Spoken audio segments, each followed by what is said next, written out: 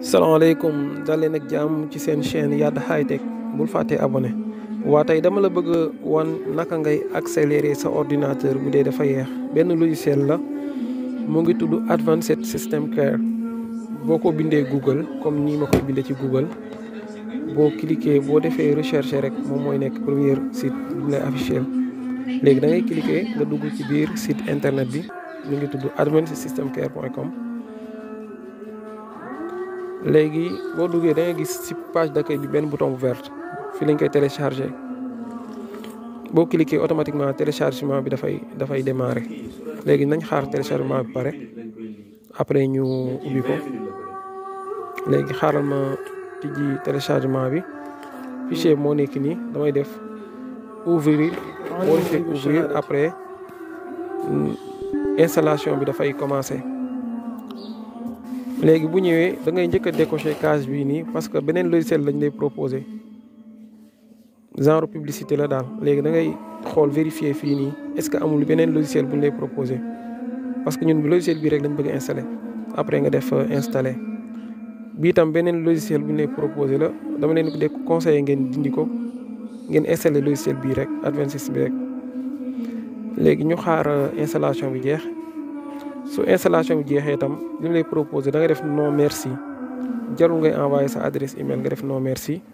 en ligne bi nga dindi ko aussi nga def terminer finaliser da nga gis logiciel bi day tijjeeku. bëri na ay catégorie nekk am na catégorie bu nga xam ne fii la ñuy logiciel bi tijjee ko am na catégorie soigner accélérer protection ak mise à jour mais ñun première catégorie bi moom moo ñu intéressé mooy bi ci kaw boobu la ñuy jël. léegi nag am na ay option d'analyse am na analyse intelligence artificielle mooy IA am na tam manuel man IA bi laa koy bàyyi ma def analyser soo defee analyser da nga gis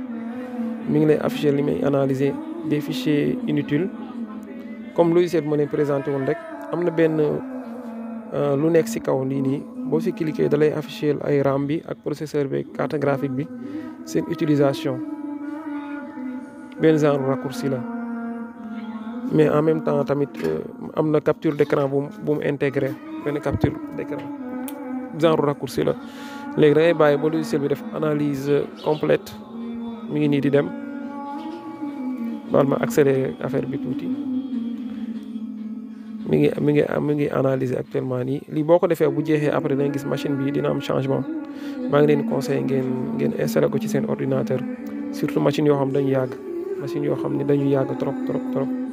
kenn defulee maintenance léegi maa ngi def maintenance cliqué naa ci réparer mi ngi commencé di réparer affaire yi mi ngi def ay case yu bleu pour wax la ni actuellement ni mi ngi réparer machine bi boo amee benn machine boo xam ne dafay yeex nga xam ni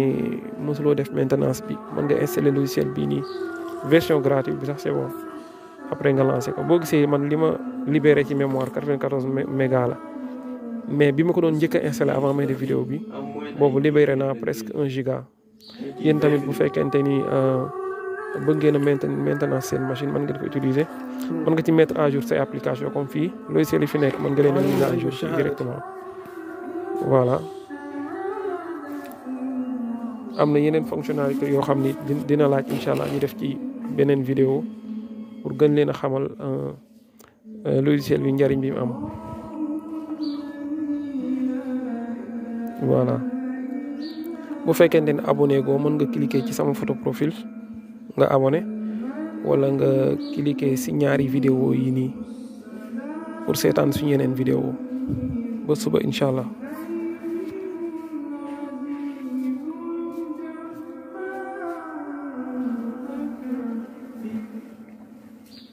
waaye lii moom sol